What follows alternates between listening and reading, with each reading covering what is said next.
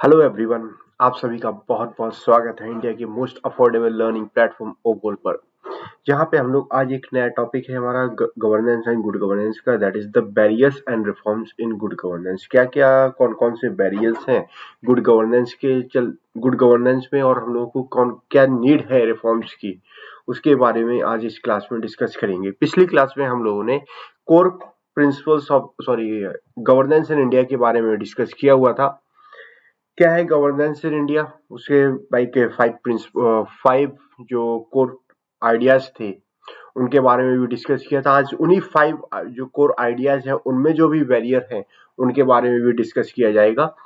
तो चलिए शुरू करने से पहले, अगर आप इस चैनल पे नए हैं तो don't forget to subscribe this channel, also don't forget to press the bell icon, ताकि आने वाली क्लास की इन्फॉर्मेशन आपको मिल सके। सेकेंडली, अगर आपने हमारा टेलीग्राम चैनल को नहीं ज्वाइन किया है तो टेलीग्राम चैनल ज्वाइन करना मत भूलिएगा, जिसका लिंक डिस्क्रिप्शन बॉक्स में दिया गया है। और वहां पे आपके कई सारे फायदे होते हैं, हम लोग वो लास्ट में देखेंगे क्या क्या फायदे हैं। एंड जो भी मैं आपको टॉपिक पढ़ाता हूँ, जैसे कि अभी हमारा ये गवर्नेंस का चल रहा है और करंट अफेयर्स में पॉलिटी और गवर्नेंस से रिलेटेड जो भी टॉपिक्स हैं उसके बारे में हम लोग कर रहे हैं। इसका पीडीएफ हमारे वेबसाइट पे अवेलेबल है, वेबसाइट की लिंक भी डिस्क्रिप्शन बॉक्स में दी गई है। आप वहां पे जाके पीडीएफ भी आप ले सकते हैं, काफी ज्यादा अफोर्डेबल, 200 रुपए 250 रुपए में पूरा का पूरा कोर्स आपको मिल जाएगा।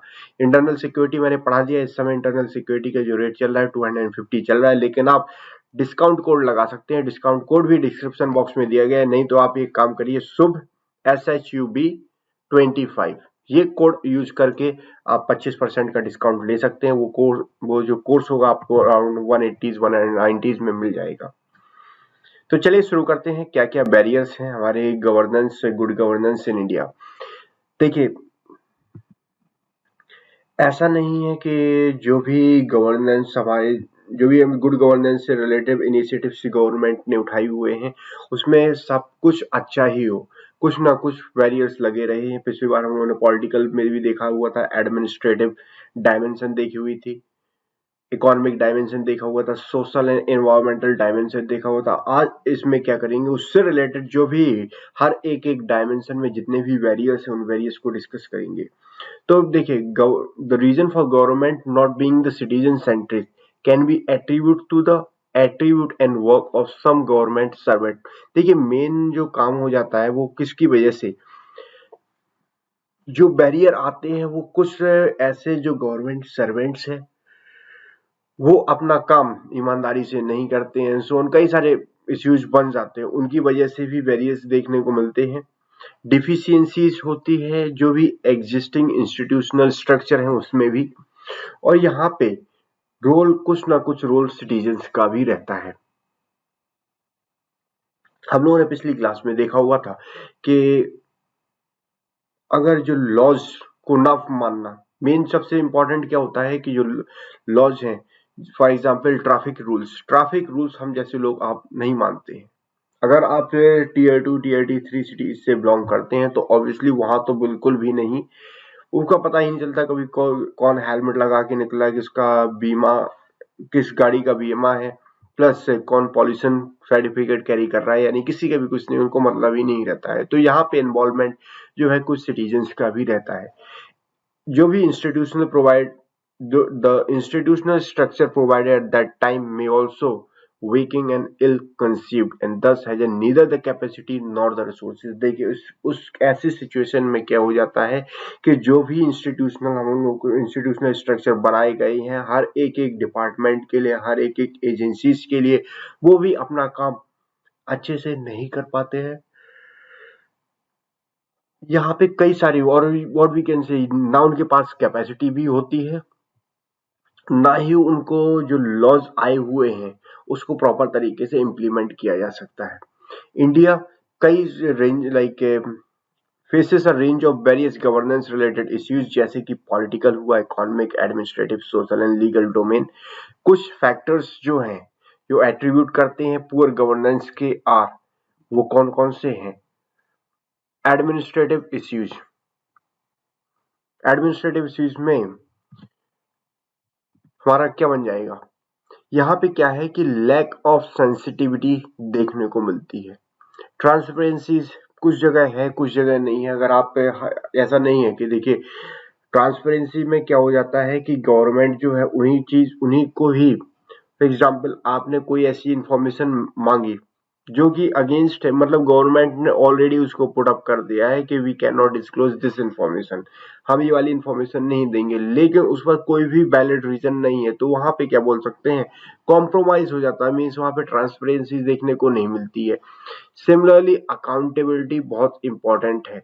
अगर, क्योंकि फॉर एग्जाम्पल आपने भी देखा होगा सिविल सर्वेंट जो बनते हैं, दे आर, उनका काम क्या है, बिहाइंड द वॉर रहते हैं, तो मोस्ट ऑफ द टाइम अगर वहां पे 2-3 मिनिस्ट्रीज का इन्वॉल्वमेंट है, तो यहाँ पे कोई भी मिनिस्ट्री सामने नहीं आएगा कि हमारी वजह से ये नहीं हुआ, मतलब कोई अकाउंटेबिलिटी नहीं लेना चाहता है अगर कुछ ना कुछ प्रॉब्लम्स आ जाती है in the working of the state machineries. Second क्या है,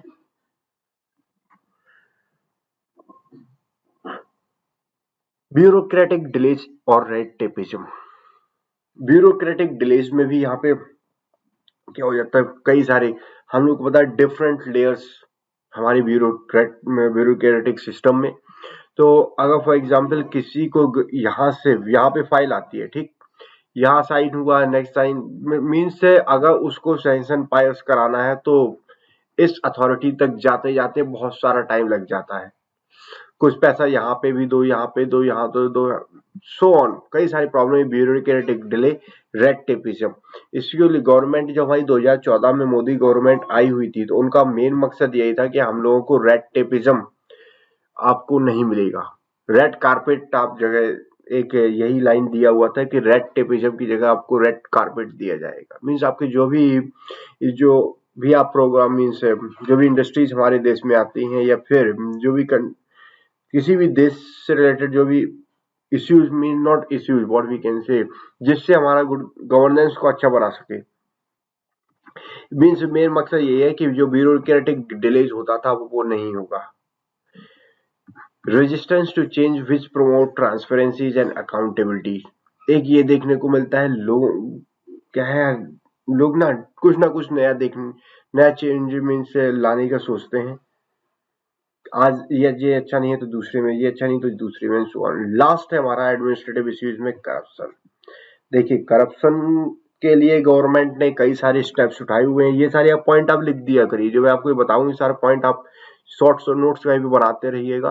करप्शन में क्या है, गवर्नमेंट ने डिमोनेटाइजेशन किया, डिमोनेटाइजेशन मेन मकसद यही था कि करप्शन को मिटाया सके, again that is the failure. Government GST लेके आई हुई है, जीएसटी में भी करप्शन, मीन्स पहले ये होता था कि लोग टैक्स नहीं भरते थे, टैक्स ना भरने से उनको कई सारे प्रॉब्लम फेस करना पड़ा, तो गवर्नमेंट जीएसटी लेके आए, लेकिन उतना ज्यादा आउटकम अच्छा नहीं मिला। कई सारे वेरियस स्टेप्स उठाए गए हैं करप्शन से रिलेटेड, लेकिन कोई भी आउटकम नहीं मिलता है। तो ये सिचुएशन बनी हुई है एडमिनिस्ट्रेटिव इश्यूज में। आप लोग एक एक करके देख लेते हैं। अकाउंटेबिलिटी हम लोगों ने देखा हुआ था, लैक ऑफ अकाउंटेबिलिटी। यहाँ पे क्या है, ये कॉमन रीजन जो अकाउंटेबिलिटी है, that is lack of accountability, एक कॉमन रीजन है। इसमें क्या बोलते हैं, डिसाइडेड फॉर इनएफिशिएंसीज, गवर्नेंस में जो इनएफिशिएंसीज देखने को मिलती है just because of lack of accountability, क्योंकि दे आर, हमारे इस तरह से का जो सिस्टम है कि वो सिविल सर्वेंट्स को अकाउंटेबल नहीं ठहराते हैं उनका जो भी एक्शन होता है। देखिए मेन मकसद आपको भी पता है कि हम भी यही जानते हैं, सिविल सर्वेंट्स का काम क्या है। अगर उनकी जो गवर्नमेंट को जो सजेशन देंगे वो सजेशन अच्छा हो जाता है तो अपना वो प्रेज नहीं लेंगे। सिमिलरली अगर वो कोई भी सजेशन ऐसा देते हैं, you can take the example of demonetization वाला केस ले लो, तो जिसने भी दिया कि मीन्स उसका इम्प्लीमेंटेशन नहीं अच्छे से होगा, सजेशन तो अच्छा लेकिन इम्प्लीमेंटेशन नहीं, तो उसकी वजह से कई सारी जो भी गवर्नमेंट ने जिस जो मीन्स से जो भी सोच के डिमोनेटाइजेशन किया वो सारा फेलियर हो गया। तो सिविल सर्विस जो है they are not accountable for their actions, more over उनको सेफ गार्ड भी प्रोवाइड किए जाते हैं, जिसकी वजह से वो मिसयूज किया जाता है उनका जो भी पावर। सेफ गार्ड्स क्या है, परमानेंट सर्विस है उनकी, उनको हटाया नहीं जा सकता है। एक और रीजन है लैक ऑफ अकाउंटेबिलिटी का, जो परफॉर्मेंस इवेल्युएशन सिस्टम है गवर्नमेंट में वो इफेक्टिवली स्ट्रक्चर्ड नहीं किया गया है। कोई मतलब ही नहीं, उसे ये समझ में नहीं आता कि क्या चल रहा है क्या नहीं चल रहा है। हम लोगों ने पिछली क्लास में यही देखा हुआ था कि परफॉर्मेंस इवेल्युएशन बहुत ज्यादा जरूरी है, उसको पीरियोडिकली इवेल्युएट किया जाना चाहिए डिपार्टमेंट को और या फिर उस मिनिस्ट्रीज को, ताकि जो भी काम किया जा रहा है वो प्रॉपर तरीके से हो रहा है या नहीं। So what we can say is another reason for lack of accountability। Next है हमारा एटीट्यूडनल प्रॉब्लम है सिविल सर्वेंट्स का। वही सेम प्रॉब्लम यहीं पे हमने देखा हुआ था, सिविल सर्वेंट्स को मिसयूज किया जाता है। तो यहाँ पे एटीट्यूडनल प्रॉब्लम बोला गया। ये क्या बोलते हैं कि ग्रोइंग कंसेंसस देखने को मिलता है सिविल सर्विस और administrative in general have become wooden, inflexible as well as self-perpetuating and inward-looking. इससे consequently their attitude is one of the difference and insensitivity to the needs of the citizen। देखिए अब यहाँ पे government ने क्या steps उठाए हुए हैं, इन स्टेप्स के बारे में हम लोग थोड़ा जिक्र कर लेते हैं। एक तो गवर्नमेंट लेके आए हुए हैं direct means privatisation. Private players जो है, नॉट प्राइवेटाइजेशन, प्राइवेट प्लेयर्स या प्राइवेट के जो मेंबर हैं they can directly part in the joint secretary level. उनका डायरेक्ट ज्वाइंट सेक्रेटरी में भी एग्जाम देके वो आ सकते हैं। प्राइवेट वालों को भी इन्वॉल्व कर लिया गया। अब इन लोगों को सिविल सर्विस एग्जाम देने की जरूरत नहीं होगी।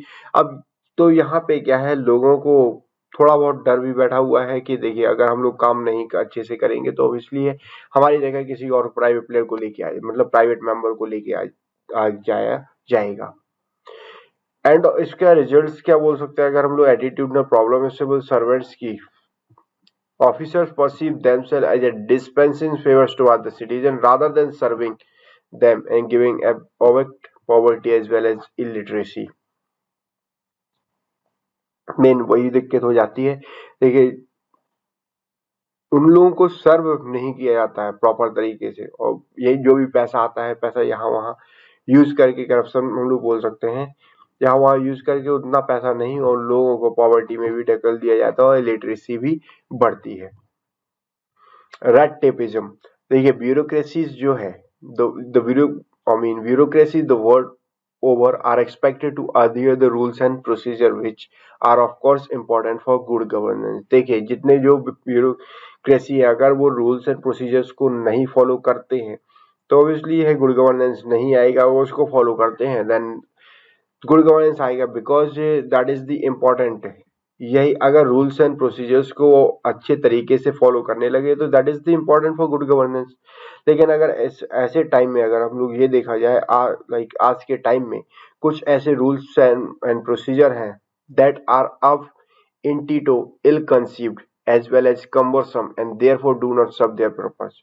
का कोई भी पर्पस नहीं सॉल्व होता है। यहाँ तक कि जो गवर्नमेंट सर्वेंट्स हैं sometimes become overly preoccupied with the rules and procedure and view these as an end in themselves। उनको यही लगता है कि जो भी रूल्स एंड प्रोसीजर है ये सिर्फ उन्हीं के लिए ही है, इसको फॉलो नहीं करना, यहीं तक ही हम लोग खत्म हो जाएंगे। यही एक कॉज है करप्शन का। नेक्स्ट हमारा legal and judicial issues. Legal and judicial issues में क्या है, देखिए आपको जो नोट्स प्रोवाइड किए जाएंगे शॉर्ट नोट्स भी होंगे और उसमें डिटेल में भी दिया जाएगा, लेकिन आप क्या है यहाँ पे भी थोड़े बहुत नोट्स बनाते रहिए। जो एग्जाम्पल मैं आपको प्रोवाइड करूँ बहुत ज्यादा हेल्पफुल रहेगा आपके एग्जाम के पॉइंट ऑफ व्यू से। डिलेड जस्टिस, जितना ज्यादा जस्टिस में डिलेड होगा उतनी ज्यादा प्रॉब्लम बढ़ेगी ही। सेम है अंडर ट्रायल का एक इश्यू भी बहुत ज्यादा प्रॉब्लमदायी है। ऐसे ऐसे जस्टिस देखने को मिलता है, मेन से जस्टिस उन लोगों को तब मिला जब वो मर चुके हैं। लैक ऑफ अकाउंटेबिलिटी, देखिए अकाउंटेबिलिटी हर एक की, चाहे एग्जीक्यूटिव हो चाहे ब्यूरोक्रेसी हो चाहे जुडिशरी हो, हर एक केस में अकाउंटेबिलिटी देखने को मिलती है। थ्रेट भी मिलता है कभी कभार उनकी life as well as personal securities को। अगर हम लोग बात करते हैं जुडिशियल, फॉर एग्जाम्पल थ्रेट किस तरीके से,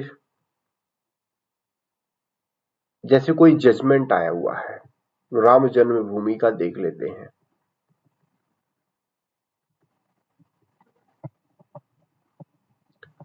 राम जन्मभूमि का जब भी जन्म मीन से जजमेंट आता है, अब तो आ चुका, अब तो कोई बात नहीं, लेकिन जब भी आता था पहले आपने देखा हो बहुत ज्यादा थ्रेट, लोगों को सिक्योरिटी प्रोवाइड की जाती थी कि कहीं कुछ बवाल ना हो जाए एंड सो ऑन।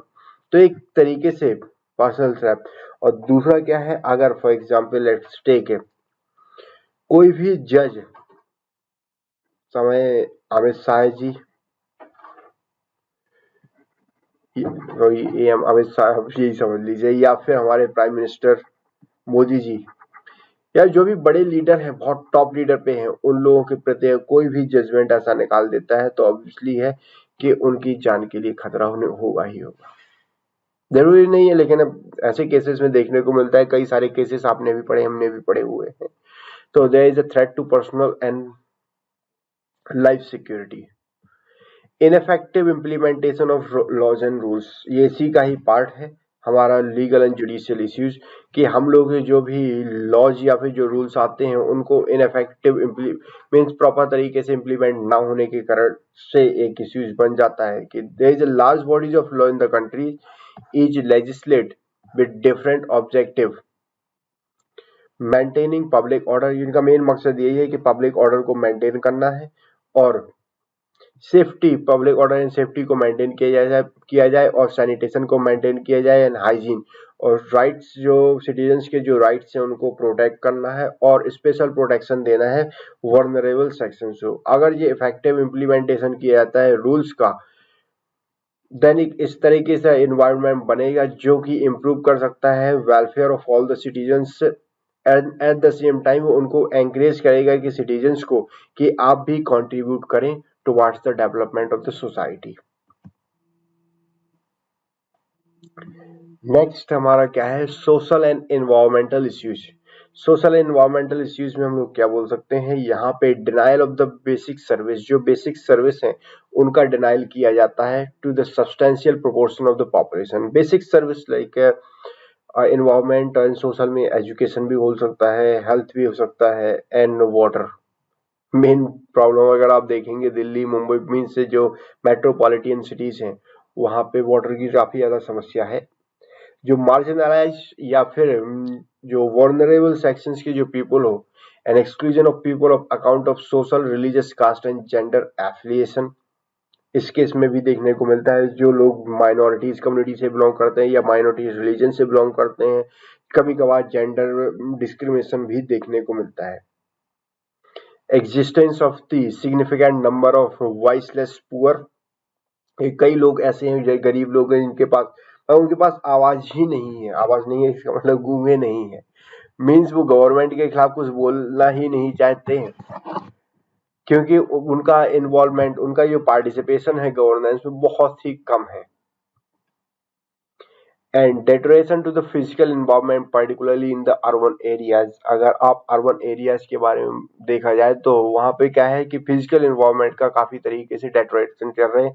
देखिए हालांकि गवर्नमेंट इस पे भी ध्यान देती है, आपने अर्रा वाला सुना होगा किस महाराष्ट्र में जो उसको क्लियर करके मेट्रो रेल प्रोजेक्ट्स को लेके आए हुए थे, सिमिलरली दिल्ली में भी वही सेम चीज बना हुआ था, क्या कई सारे पेड्स को काट के हमारा जो क्या बोलते हैं new parliament building, vice president prime minister house, इसको कंस्ट्रक्ट किया जा रहा है। कभी कभार ये नाम अभी याद रहते हैं, एकदम से दिमाग से निकल जाता है, चलिए कोई बात नहीं, ये तो चलता ही रहेगा। तो ऐसा नहीं है कि आप एग्जाम में देखेंगे उस नाम तो बहुत जल्दी आएगा। तो ये इनको ध्यान में गवर्नमेंट ने ये भी बोला कि हम लोग उससे ज्यादा ही पेड़ पौधे लगाएंगे, जो काट रहे हैं से ज्यादा ही लगाया जाएगा, तो इसमें कोई प्रॉब्लम नहीं है। लेकिन अगर एक के बड़े जंगल को काट के you can take the metro rail project, तो मेट्रो में आसपास उतने तो आप पेड़ नहीं लगा पाएंगे। सॉरी, सेंट्रल विस्टा अभी याद आया, हाँ, तो उतना ज्यादा पेड़ नहीं लगा सकते हम लोग। तो ऐसे केसेस में भी ध्यान में मीन्स व्हाट वी कैन से, ये भी एक एनवायरमेंटल इश्यूज बन जाता है। इकोनॉमिक इश्यूज क्या है, देखिए मेन इकोनॉमिक इश्यू, इकोनॉमी को पुअर मैनेजमेंट ऑफ इकोनॉमी सबसे ज्यादा मीन्स मैं यहाँ पे कुछ बोलूंगा नहीं, आप भी जानते हैं अच्छी तरीके से और प्रॉपर। ये ऐसा टॉपिक है जो आप अच्छे से मतलब कहीं पे भी पढ़ने की जरूरत नहीं है। आपने इतने अच्छे से देखा हुआ है 2014 से लेके अभी तक की इकोनॉमी को किस तरीके से मैनेज किया गया है। पुअर मैनेजमेंट ऑफ इकोनॉमी की वजह से ही इतनी जो गरीबी आई हुई है, लाइक 23 करोड़ जनता को गरीबी की रेखा के अंदर डाल दिया गया फिर से। और इकोनॉमी में रिसेशन आया। रिसेशन तब आता है जब टू कॉन्जिक्यूटिव ईयर में, सॉरी टू कॉन्जिक्यूटिव टर्म जो हमारा इकोनॉमी अगर नेगेटिव आए तो उसमें रिसेशन देखने को मिलते हैं। Persisting to physical imbalance as well as regional disparities भी इकोनॉमिक इश्यूज बन चुके हैं। उत्तर प्रदेश का आप केस ले लीजिए। उत्तर प्रदेश में अगर आप लाइक लखनऊ या पास के एरिया से लखनऊ कानपुर, यहाँ पे काफी ज्यादा डेवलप्ड है, लेकिन बात कर रहे पूर्वांचल या फिर बुंदेलखंड एरिया, वहां पे डेवलप नहीं है, तो रीजनल डिस्पैरिटीज भी देखने को मिलती है। नोएडा काफी हाईली डेवलप। तो ये सारा क्या है, हमारा इकोनॉमिक इश्यूज है। पॉलिटिकल इश्यूज में क्रिमिनलाइजेशन ऑफ पॉलिटिक्स। आप क्रिमिनलाइजेशन ऑफ पॉलिटिक्स पढ़ा होगा इलेक्शन वाले पार्ट में। क्रिमिनलाइजेशन ऑफ पॉलिटिक्स पे कई सारी रिपोर्ट्स भी आई हुई हैं कि पॉलिटिक्स में जो क्रिमिनल्स को एंट्री मिल रही है पॉलिटिक्स में, उस चीज को कम किया जाए, उनके ऊपर रोक लगाया जाए। एक मेन प्रॉब्लम यही हो जाता है। सेकंड क्या है, अगर क्रिमिनलाइजेशन ऑफ पॉलिटिक्स है तो उसकी वजह से पॉलिटिकल पावर का मिसयूज भी बहुत ज्यादा होता है। मिसयूज में क्या है कि यहाँ पे लोग ईडी का इस्तेमाल करते हैं, सीबीआई का इस्तेमाल करते हैं, वेरियस एजेंसीज का इस्तेमाल करते हैं अपोजिशन के जो भी high profile case, high profile वाले पर्सन है उनके प्रति या उनके जो भी रिलेटिव मेंबर है उनके प्रति, ताकि हम लोग ज्यादा से ज्यादा, आप देख सकते हैं ये डेमोक्रेटिक कैसे हुए, जहां पे सिर्फ एक वोट मिलने पे ही अगर तुम पार्टी बना ले जाओ as a coalition party. Decentralisation in more later, और you can take the example of जो हमारे कर्नाटक में कुमार स्वामी जी की वही what we can say government बनी हुई थी। मीन सबसे लोवेस्ट उन्हीं को ही वोट मिले हुए थे, BJP, Congress and then Kumar Swami, JDU secular, JDUS, और उसी के ही पार्टी मतलब उसको ही चीफ मिनिस्टर बना दिया। ये कैसा है, against going, this is going against the democratic principles. Decentralization more in less, decentralization more in letter, less in spread. तो यही एक सेम प्रॉब्लम बन जाती है। देखिए डिसेंट्रलाइजेशन तो किया जा रहा है, लेकिन क्या है, सिर्फ लेटर में ही देखने को मिल रहा है, लेकिन स्प्रेड में नहीं है वो डिसेंट्रलाइजेशन। तो ये सारे हमारा क्या है, these are the political issues जो कि हिंड्रेंस बना हुआ है गवर्नेंस से रिलेटेड।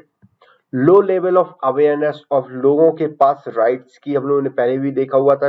राइट्स तो दिए गए हैं, लेकिन उन लोगों को ये आइडिया नहीं है, को ये पता नहीं है कि उनके पास कौन कौन से राइट्स दिए गए हैं, या इस चीज की अवेयरनेस ही नहीं है, क्या उनकी ड्यूटीज हैं। हाँ, ये सरकार बीजेपी की है तो ये मंदिर बनाएगी, ये करेगी, हिंदू मुस्लिम करेगी और कुछ नहीं है। सपा की है तो वो यादव पढ़े होंगे, इसलिए हम लोग उनको वोट नहीं डालते। सिमिलरली बीएसपी ले लेते हैं तो बीएसपी में कई लोग बोलते हैं वो एससी एसटी कम्युनिटी है, वो ज्यादा भारी पड़ जाएंगे। मीन्स अगर आप यही दो देख के वोट डाल रहे हो तो आप कुछ भी समझ में नहीं, मतलब क्या पढ़े क्या लिखे।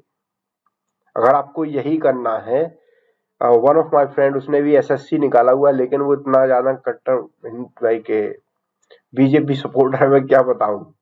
मतलब उसने उसको गलत दिखता ही नहीं है कुछ भी बीजेपी का। मतलब ऐसे लोग अगर गवर्नमेंट में जाएंगे तो क्या होगा। तो क्या है, इन लोगों के पास अवेयरनेस नहीं है कि उनके पास क्या क्या राइट्स दिए गए हैं फॉर होल्डिंग एरिंग, मतलब गवर्नमेंट के जो सर्वेंट्स हैं उनको अकाउंटेबल होल्ड करने के लिए। सिमिलरली एक low level of compliance of the rules by the citizen also act as an impediment to the good governance when citizen do not are, जब भी सिटीजन्स सिटीजन्स की जो भी ड्यूटीज होती हैं उसको फॉलो नहीं करते हैं तो ऑब्वियसली ये गुड गवर्नेंस में प्रॉब्लम आएगी ही आएगी। They influence on the freedom and rights of others. इसलिए awareness of the rights and adherence to the duties, ये दोनों एक import like two sides of the same coin.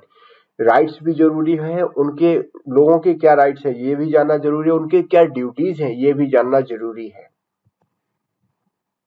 अब रिफॉर्म्स के लिए क्या क्या जरूरत है, देखिए नीड फॉर रिफॉर्म्स। एक integrated index to measure the quality of governance has not been evolve so far. अभी तक इस टाइप का कोई भी चीज इवॉल्व नहीं हुआ है। इस टाइप का इंडेक्स ना होने की वजह से एक indirect conclusion can be drawn about the standards of the government.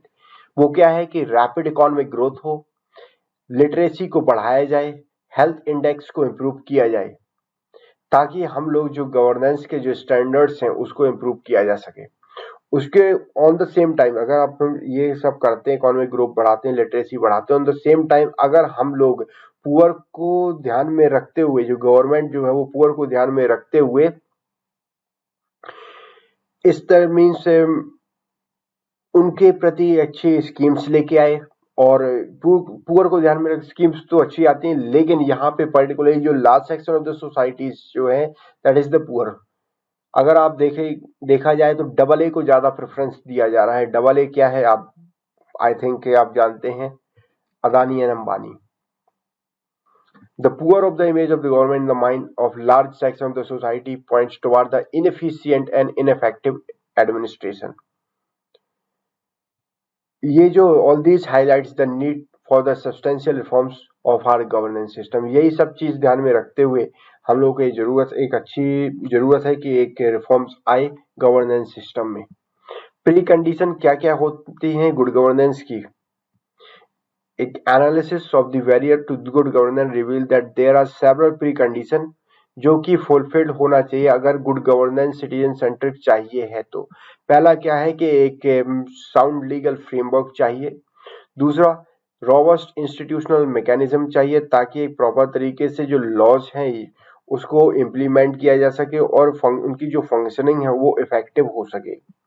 Competent personal staffings these institution and sound personal management policies भी बहुत ज्यादा जरूरी है। काफी इंपॉर्टेंट टॉपिक था। आप अगर अच्छा लगा तो आप एक बार लाइक जरूर कर दीजिएगा and don't forget to share these videos with your friends and colleague ताकि उनको भी इंफॉर्मेशन मिल सके इस चीज से रिलेटेड। एंड देखिए, अगर आपने हमारा अभी तक टेलीग्राम चैनल नहीं ज्वाइन किया है, आप हमसे टेलीग्राम चैनल के थ्रू कनेक्ट हो सकते हैं जहां पे आप क्विज भी अटेम्प्ट कर सकते हैं इस टेलीग्राम चैनल। इसके अलावा हमारी ओकुल वेबसाइट के थ्रू आप जाके इस कोर्स को परचेज कर सकते हैं। आप ये कोड यूज कर सकते हैं SWIFT25, जहां पे आपको 25% डिस्काउंट मिलेगा। कोर्स बहुत सस्ता है, 250, 200, 300। अगर मैं इसके गवर्नेंस के बारे में बात करता हूँ, 300-350 ज्यादा नहीं जाएगा शुरुआत में, बाद में जा भी सकता है, नहीं भी जा सकता बात कर, लेकिन वो जाएगा ही जाएगा, बाद में डिपेंड करता है उसकी डिमांड क्या है। इसके अलावा भी आप हमसे अदर प्लेटफॉर्म पे भी जुड़ सकते हैं, जैसे कि फेसबुक पेज हुआ, ट्विटर पेज हुआ, टेलीग्राम चैनल हम लोगों ने बात कर ही लिया है, ईमेल, ये सारी की सारी लिंक हमारे डिस्क्रिप्शन बॉक्स में दी गई हैं। So that's all for today. In the next class we'll be learning a new topic. इसी का ही टॉपिक रहेगा, लास्ट है हमारा, जहां पे हम लोग सिंगल विंडो सिस्टम के बारे में बात करेंगे एंड ग्रीवियंस रिड्रेसल मैकेनिज्म के बारे में बात करेंगे, which is very important for your exam preparation. So if you haven't subscribed to our channel yet, please do it now. Also press the bell icon so that you can get the notification of all our upcoming videos. If you have any queries related to our content, that you can either write in comment section below. I will personally reply to all your doubt and queries within 24 hours. You can also share your feedback with us so that we can improve upon it if required. And don't forget to share these videos with your friends and colleagues so that others can also benefit from our effort. So thanks to all for this session. See you in the next session. Till then, enjoy learning with Okul. Have a nice day.